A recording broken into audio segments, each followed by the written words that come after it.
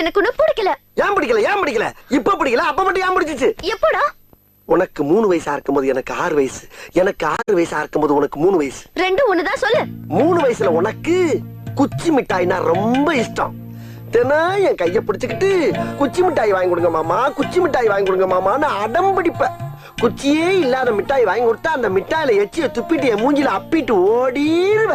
குச்சியோட வாங்கி கொடுத்தா அத வாங்கி சப்பி சப்பி நீ சாப்பிடுவ பாரு. திடீர்னு ஒரு நாள் மிட்டாய் மட்டும் கிடைக்குது, குச்சி மட்டும் கிடைக்கல.